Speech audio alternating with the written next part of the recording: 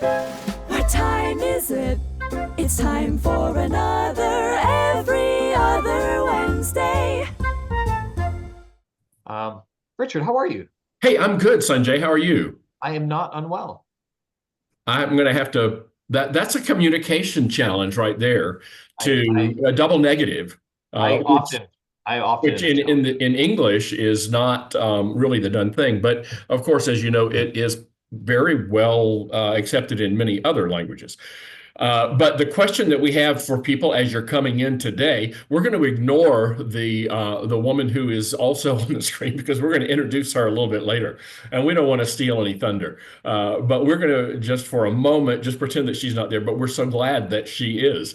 But we're going to ask a question, and that has to do with communication because that's going to be our topic today. And the question is, what is like the biggest um, communication snafu that you have ever been a part of? I know the answer. My answer is simple: is watching episodes of Three's Company, because that was the Okay. whole premise of the show. If you recall, it was Oh, someone really? I only started watched off. it a few times and then I outgrew it.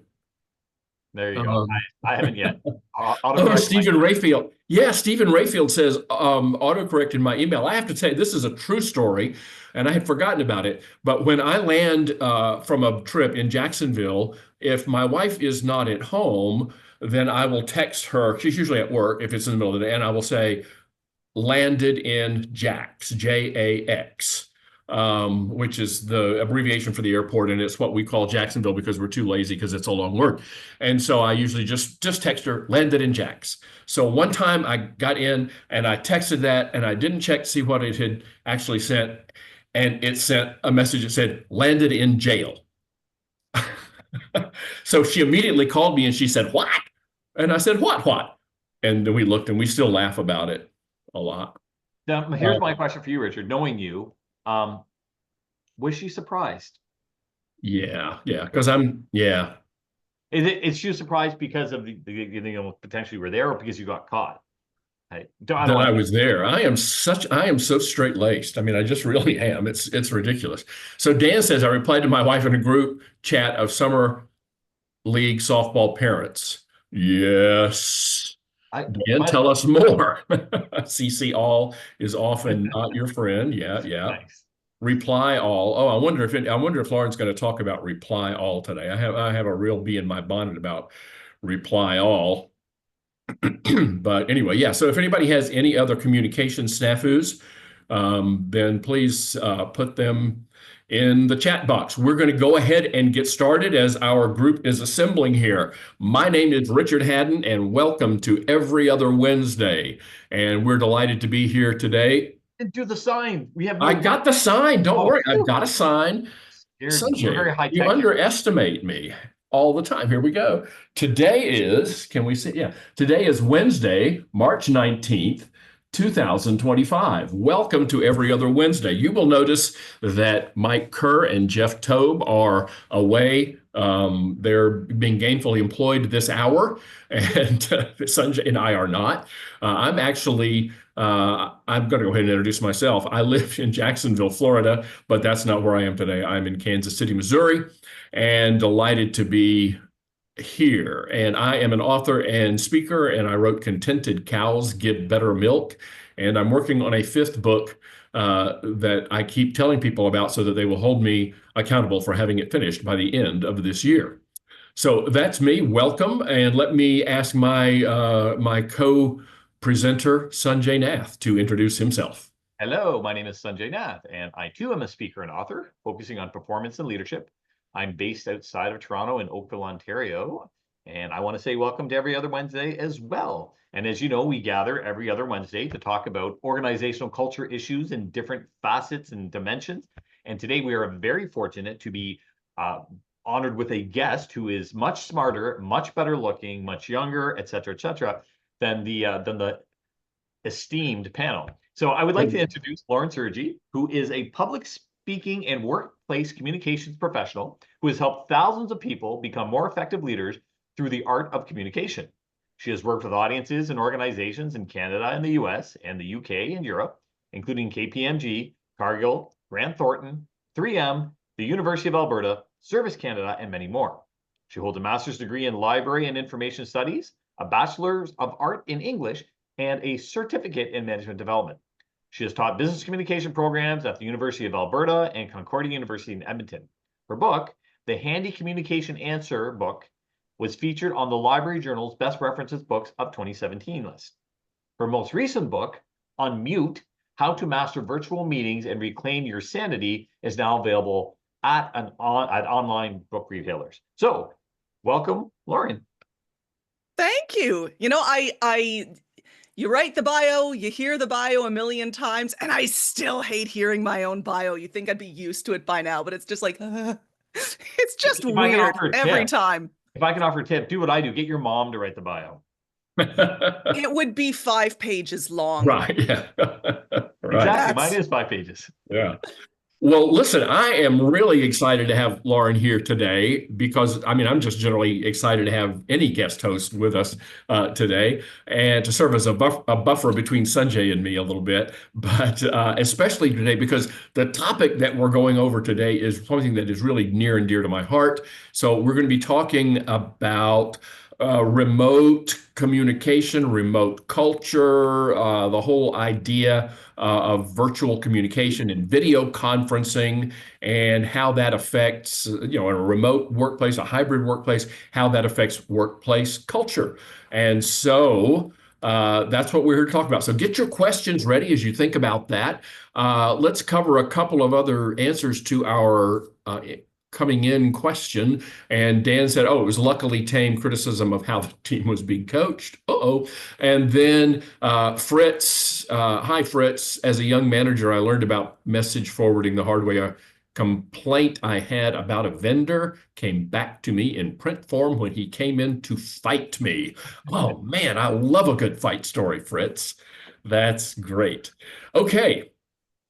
So Lauren, talk to us a little bit. I mean, I've got a few questions. Sunjay's got a few questions. Our audience has a few questions. But talk to us a little bit about what's happened in the last 5 years or so since like right before the pandemic to now. Just give us your take a little bit.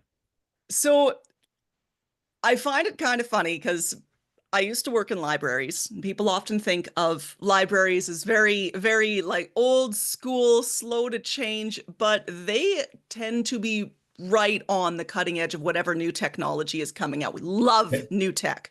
Can I interrupt and say that while my entire time in high school and for 2 years in college, I worked in the public library. Good. I am glad to hear. I know all about librarians and library science and librarianship, and I have a great deal of respect for the whole idea of libraries. So anyway, thank you for letting me insert me into your narrative. So the gist of that is that we had been fully engaged with video conferencing and virtual meetings for a very long time. I had been working with clients virtually since 2012 or so, ever since I started this side of the business.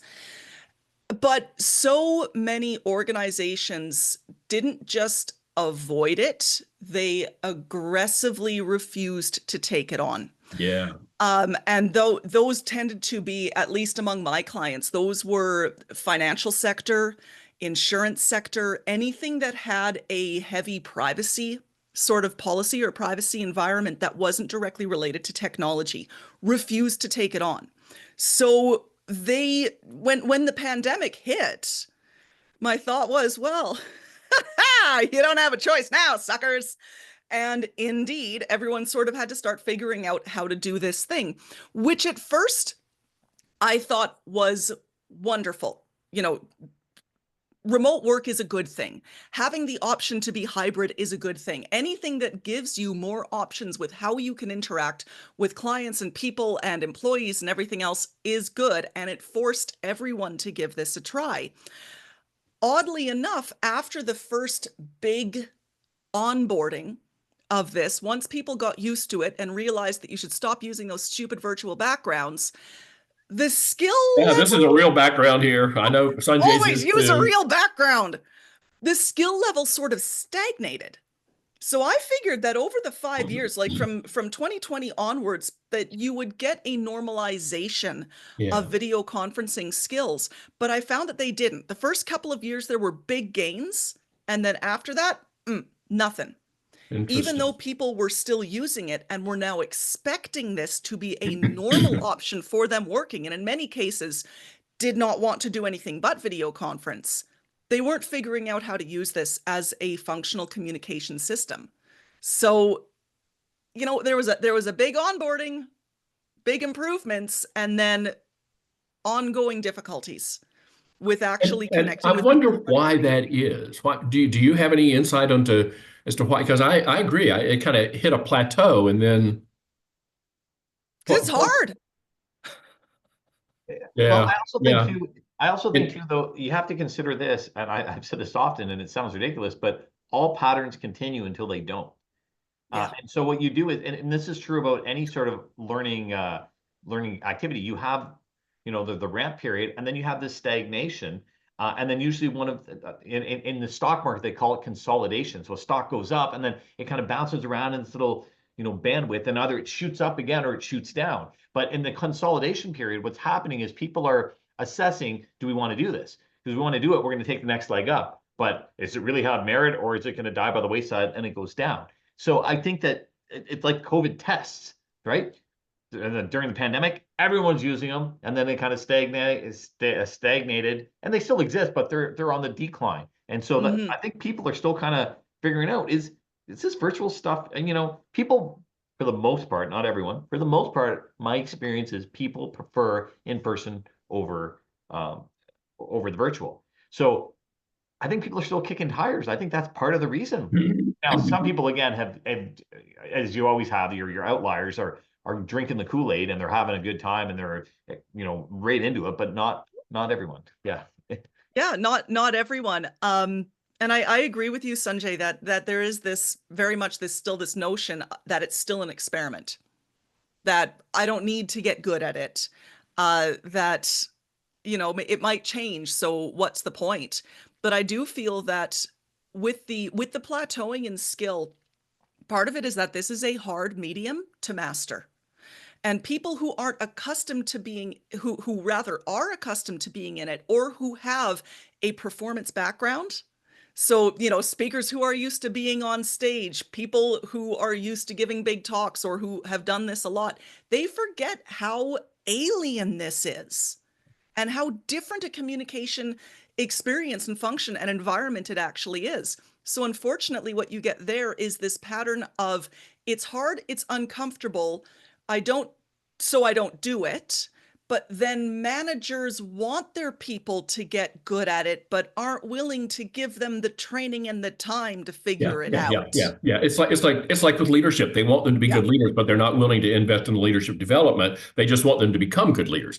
So Yeah. that brings me, Magic. so that brings me to because I mean, if we think about it now, okay, yeah. So there was video conferencing before the pandemic, but it was considered kind of exotic and really complicated and required a lot of investment that the average person didn't have.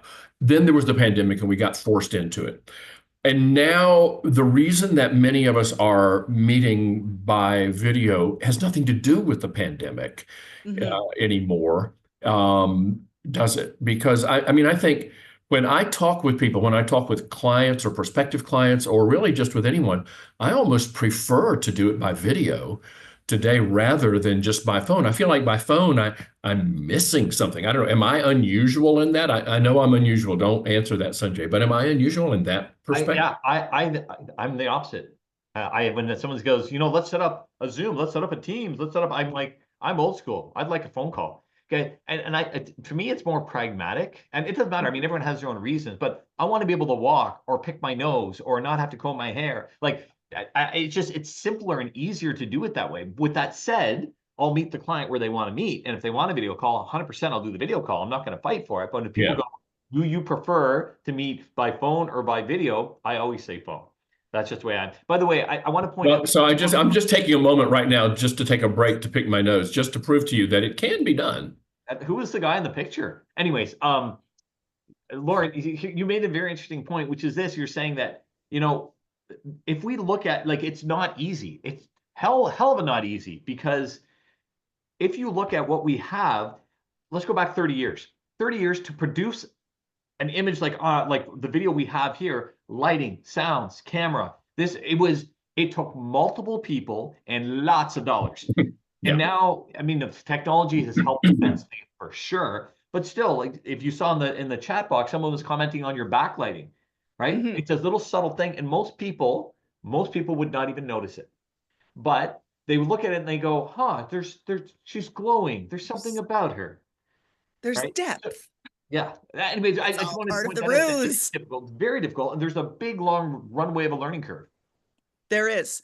It's, so much of this isn't complicated, but it is also not intuitive.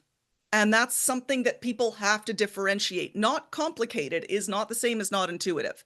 Part of the reason why I always felt quite natural with video conference is because I had film acting training. So being able to work with the camera versus work with everything around me, understanding framing, that was already ingrained in me when all of this started. But if people haven't sat down and thought with it and then played with it and get really intentional, it can be hard to figure out on your own.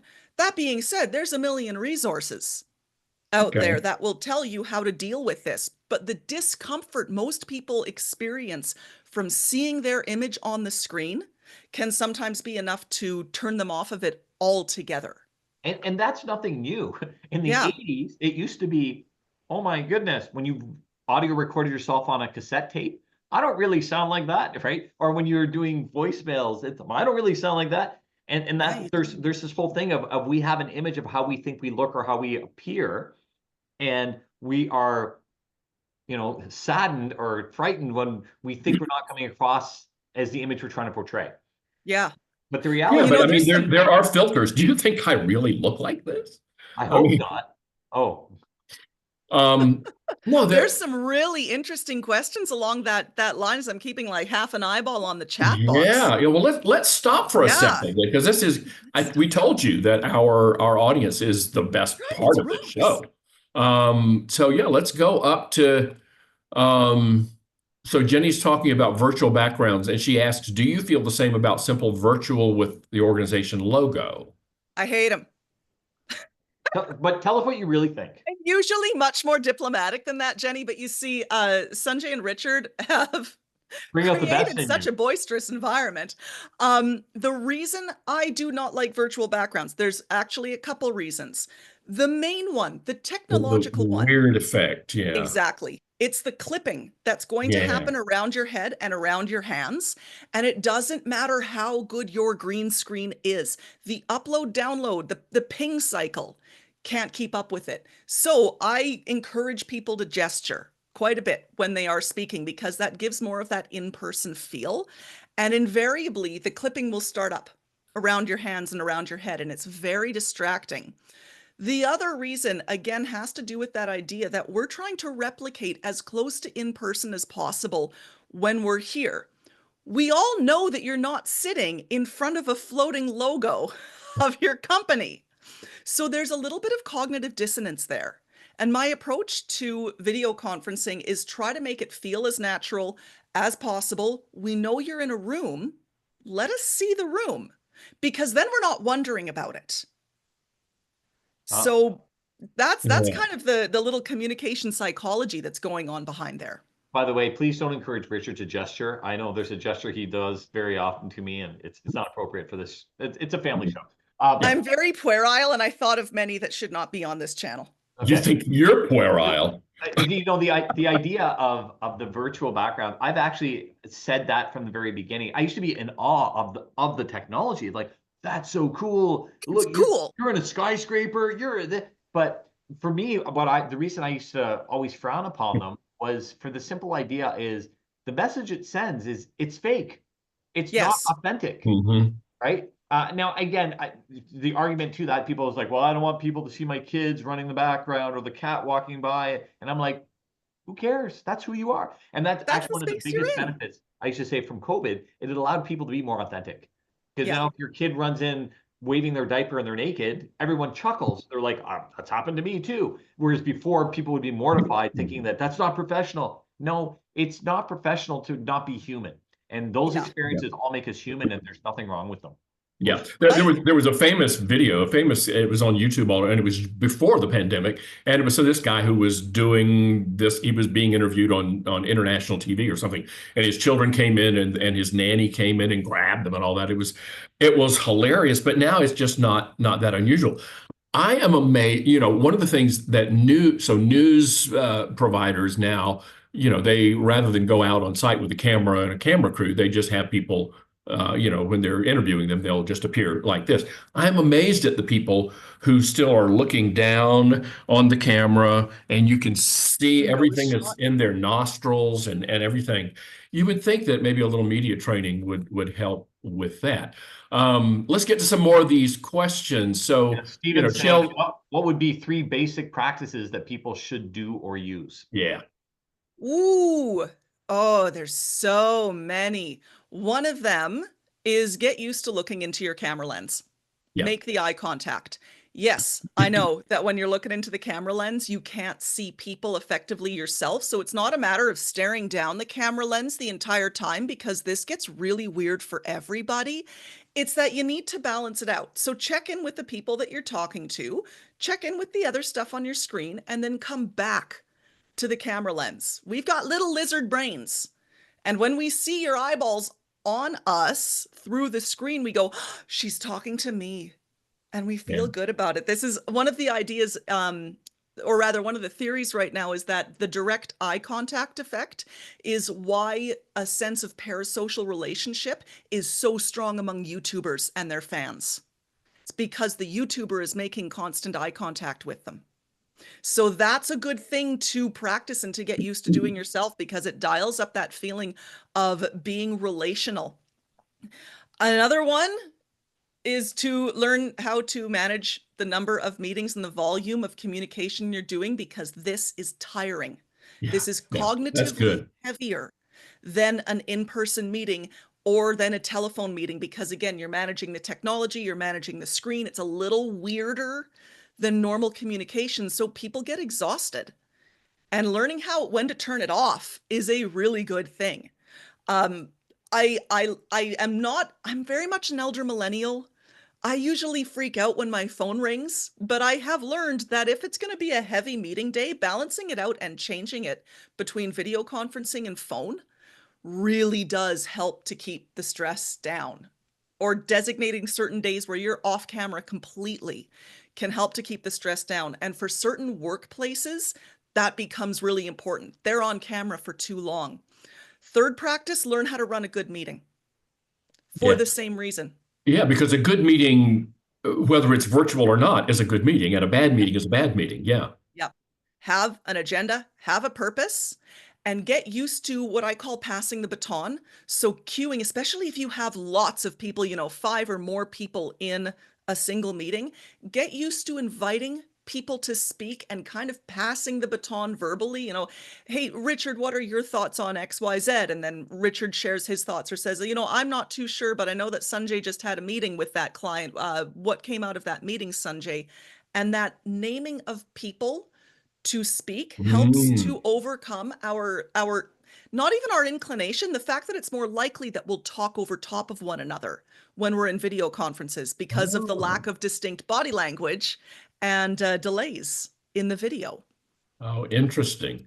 Now that brings up something else. And Rob asked a question, where is it? Because I really related to this. Rob says, I'll admit I find camera off mode in online meetings, perhaps large town hall meetings accepted, is kind of like, I'll attend the in-person meeting in the conference room, but do you mind if I sit under the table?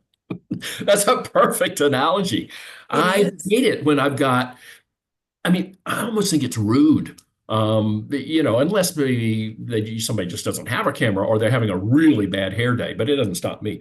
But to be on a meeting and somebody's on camera and somebody else, all it is just their name in a big black box. What are your thoughts about that? It is so problematic. Yeah, And I this think is so something too. that came really clear during the pandemic, especially when I was working with teams that are made up of your very stereotypical introverts. So those who were on tech teams, ones who, would rather never have to go into the office. Many of them were staying off camera the whole time.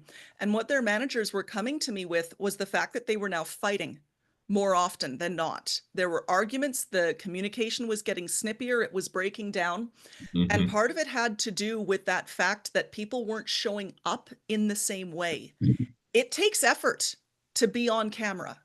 So when someone refuses to do it and there's not a good reason, then it implies that you are not worth them putting in the same kind of effort, or they're not willing to do that. So that can really impact team That's relationships. exactly what I infer. Maybe I shouldn't. That might not be what they're meaning, but that's how I Yeah. take it. Yeah. And it's not a matter of whether you should or shouldn't. It just is kind of a thing that runs through our heads. Or we're wondering what they're doing. Ah, they're not listening. They're checking their email. I Yeah. know for a fact that they're working on that spreadsheet over there because it's due in 2 hours. That's Yeah. a common problem. Now, this is not to say that there aren't reasons, like you were saying, Yeah. Richard, bad hair day, or someone's at home with a sick kid velcroed to Yeah. the side of their head. Let them be off camera, right? Yeah. We're human. You Yeah. can Yeah. do I that. had eye surgery earlier this year, and I looked like I'd been in a fight with Sunjay. Yeah.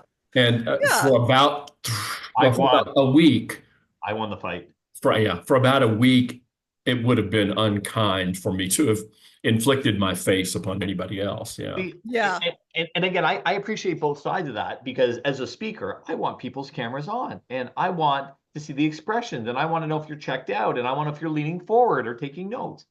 But at the same time, when I'm multitasking, or if I'm checking my email or working on that spreadsheet, I want the camera off because I don't want to come across as disrespectful, which is Mhm. kind of a catch-22, because Yeah. turning off the camera is disrespectful. So in general, it's like, if you're going to, I don't know, you're going to a PTA meeting at your kid's school and you're checking your email, like, you shouldn't be doing it. But at the same time, if the particular thing they're talking about is not relevant to you, you can be a little more efficient to check the email. So I get both sides of it. It's nice for engagement without question. You want people, to be part of it. I'm back in school, and we've had a couple of things where they tell us to turn off our cameras, and I'm like, woohoo, let's do that. And I'm then often delighted by that too. I'm like, uh, yes. so because everyone has an element of introvert and extrovert. There's times we want to be on camera and times where we don't want to be. And so I guess there's no universal, always do it this way, always do it that way. And we also Yeah. have to feel out what's appropriate for that given situation. Yeah, it's, being flexible really is part of it there. Yeah. My recommendation is to agree in advance if possible how everyone's going to show up. Yeah. You can designate cameras off meetings. Give everyone a break.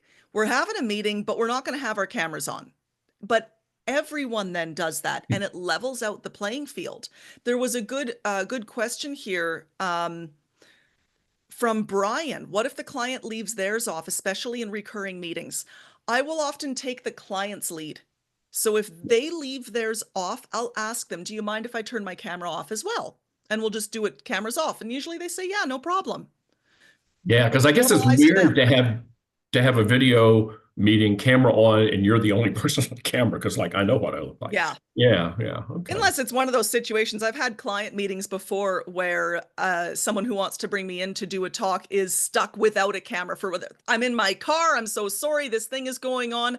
I can't get on camera right now. And I'll let them know that's completely fine. But because they are hiring me as a speaker, I Yeah. want them to see me speak. Of course, So yeah. I'll yeah. leave mine on. Yeah, otherwise it's That called a I tell podcast. them why. Yeah, otherwise it's just called a podcast, right? Yeah. Yep. Lauren, right about within 6 months of the kind of the whole shutdown with the pandemic, I read about a guy. He was CEO of a small-ish tech company. I mean, they had like 60 or 70 employees, and they were already in a hybrid situation. Some people were able to come and work in their cubicles in their offices, and others preferred to stay away, and that was fine. He came up with something, and I thought at the time it was a great idea. I guess I still do, maybe just for that time.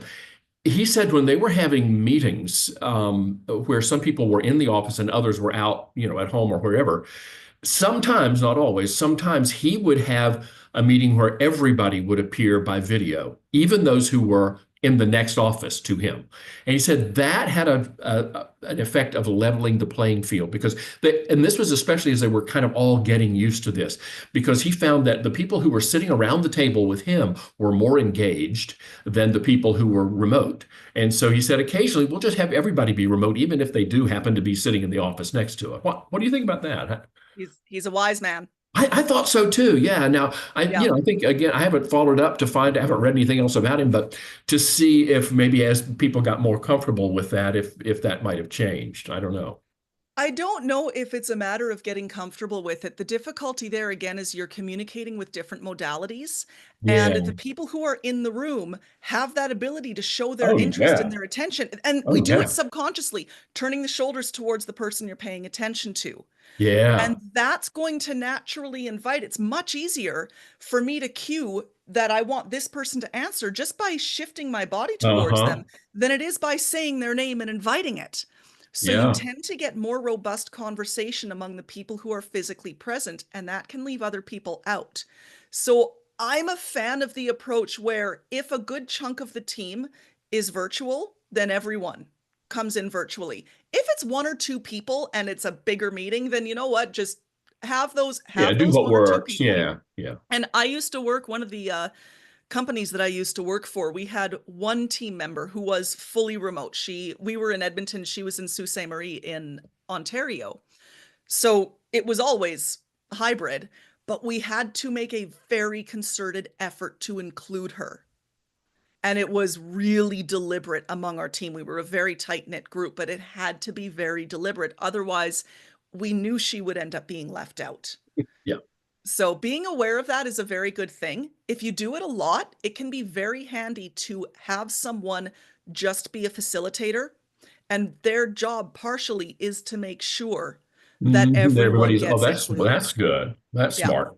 By the way, And Jenny made see a what- very good point. If everyone has their cameras Yeah. off, how is that different from a phone call? It's Exactly. not. It's not. Yeah. Yeah. Like a big it conference isn't. call and people But talk. Remember on the conference calls where you had that great big thing that looked like the Starship Galaxy or something in the middle of the table, and people would talk and everybody would get all, jumbled up all over each other. Wow. Yeah. I So- was dealing with an organization. There's certain benefits that come from technology, and it's nice when people actually embrace them. I was dealing with this organization, and they would have weekly or monthly calls, and they were audio only. There were conference calls, and they would do some PowerPoint stuff too.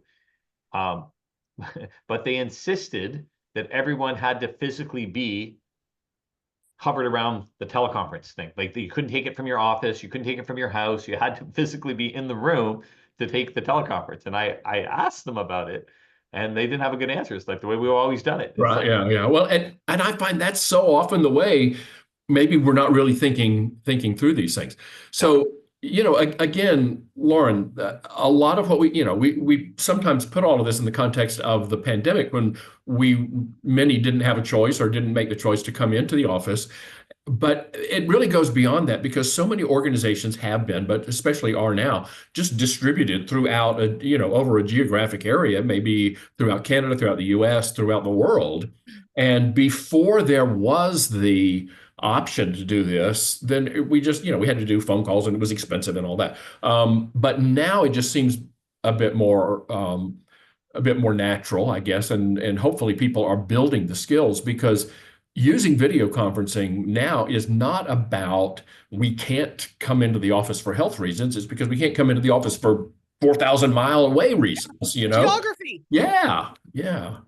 So, and then, so here's a subject that I think about and talk about a lot. And that is, one of the biggest, I guess, pushbacks against having a remote and or hybrid work setting is people say, well, you lose the team spirit. You can't be a good leader from a distance and things like that. I have some pretty strong feelings about that. And I say, if you can't be a good leader from a distance, it may be because you have not developed the new skills that are required. I mean, it really is a different skill to lead people. Not only it has not everything to do with the fact that we're on cameras and that kind of thing, but being able to lead someone when they're not physically in the same space as you, I think requires a commitment to learning some new skills. It can be done. It has been done. It is being done.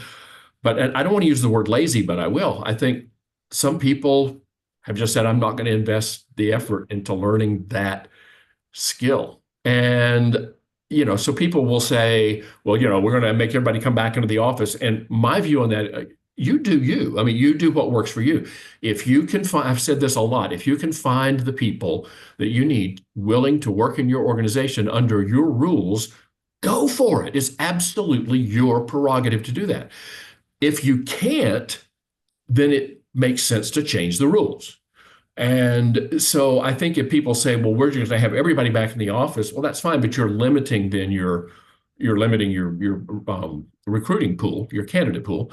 And then if you say, well, we can have hybrid and remote, but I'm not able to keep my eyes on everybody all the time. Well, we need to learn a different way to manage performance.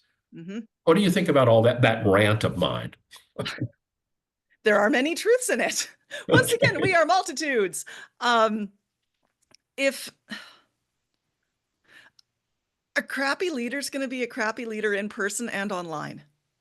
Okay. Do you think that's one thing? Yeah. Do you think somebody can be a relatively good leader in person, but not be able to manage to adapt the skills to be able to manage at a distance? I believe that if someone is a good leader in person, it is absolutely within their capacity to adapt those skills, because ultimately good leadership is about being tuned into the people that you lead, caring about them, caring about them, and investing time to the direct communication with them. Yeah. And you might find the virtual really uncomfortable, but you can learn.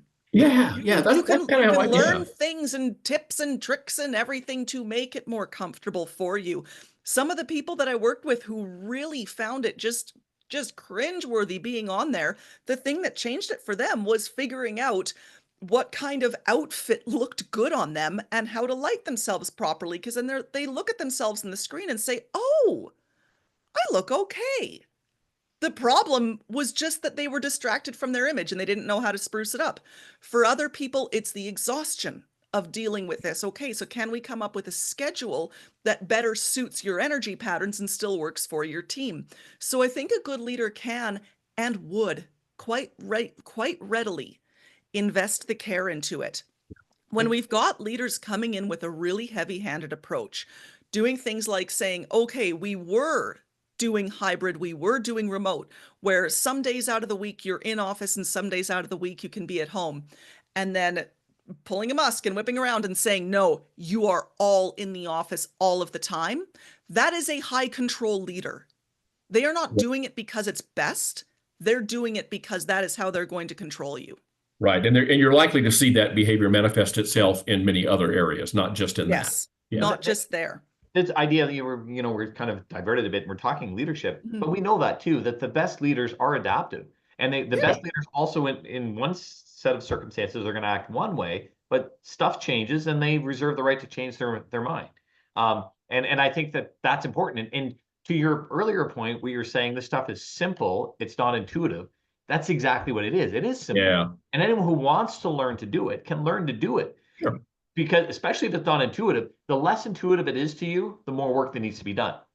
It's the same thing with cooking. Some people just know a dab of this, a dab of that, a dab of this. And other people have to go look up, a dab means 1 milliliter of salt and this much cinnamon, and they're able to do it. But if you live in that space long enough and you have the formula and you keep reading the recipes, eventually you do internalize it. And then you build up an intuition for it. So, but most people aren't necessarily willing to do that, especially if it's not an interest of theirs.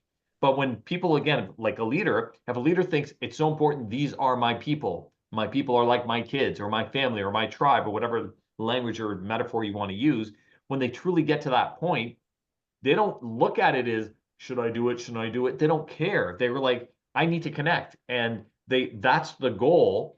Yeah. And the skill set comes along for the ride and they just learn it, on the fly.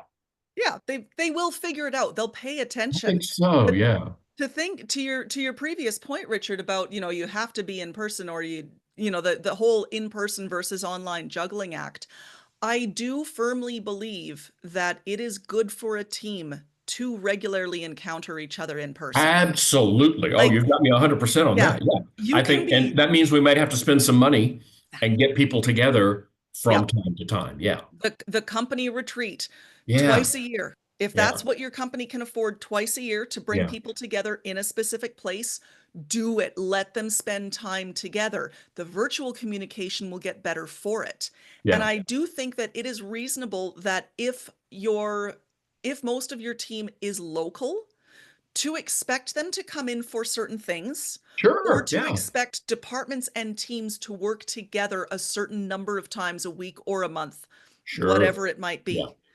In some cases, I feel especially strongly about this when it comes down to training, because I did have a client in Edmonton who had me do not video conference training, presentation training. And initially, we had set up the course that it would happen in person. And I said, trust me, for what we're doing, in person is better. All of your people Yeah. are here. And they Yeah. switched it up at the last minute and said, oh, they want to stay home for it. Yeah. Well, what we want and what we need are sometimes And two then they different didn't things. want to be on camera for it. And we all know what's happening. Yes. We do. Yeah. And Yeah. I could tell because the assignments were a mess. Yeah.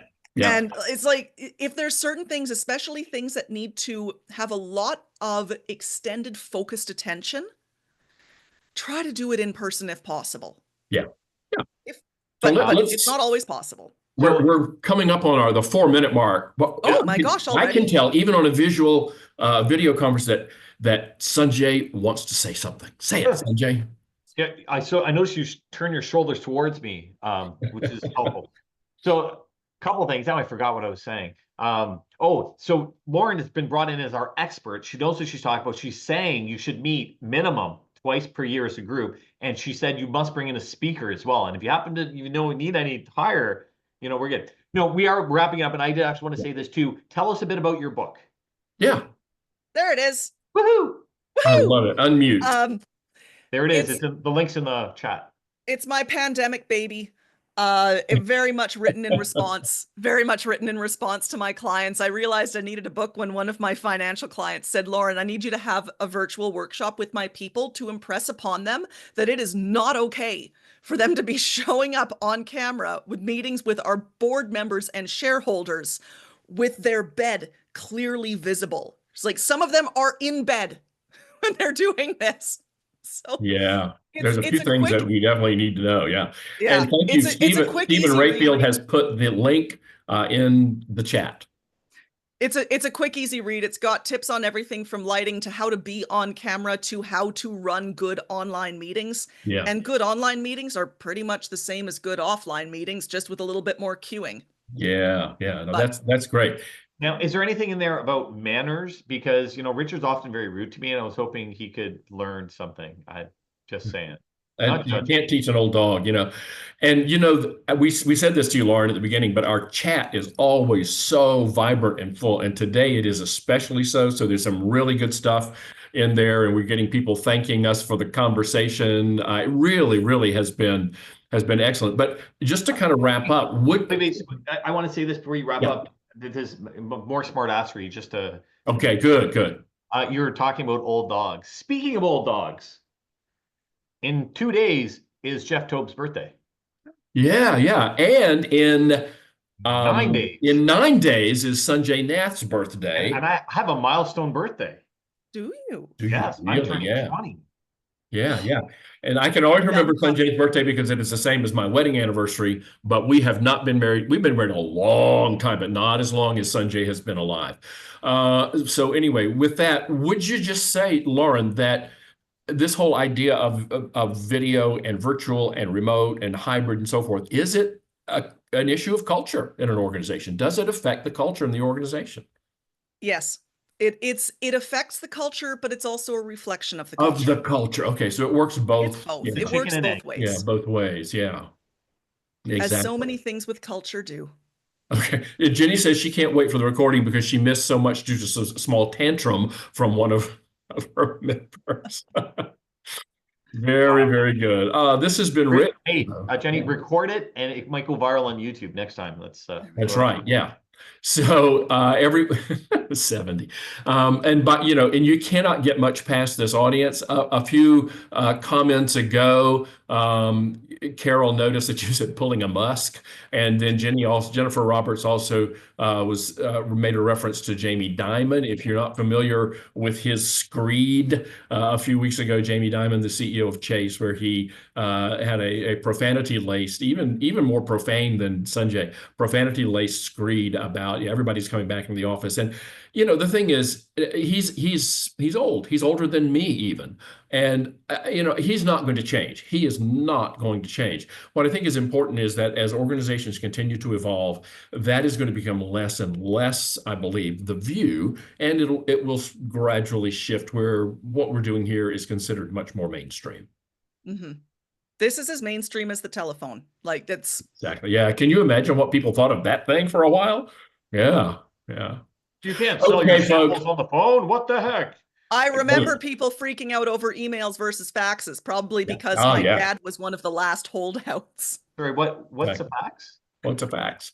So, Sunjay, what is the date of our next confab? I don't know. Did you add 14 days to today? It's April the 2nd. I happen to know it's April the 2nd. So, folks, thank you again so much for being here. We wouldn't do this without you. We couldn't do this without you. So we will be back on April the 2nd. Lauren, Sergy, thank you so much. You were spectacular. We really learned a lot and really enjoyed our time. And Sunjay, we will see you and everybody else every other Wednesday. Thanks, folks. Bye. Thanks. Everyone. Cheers.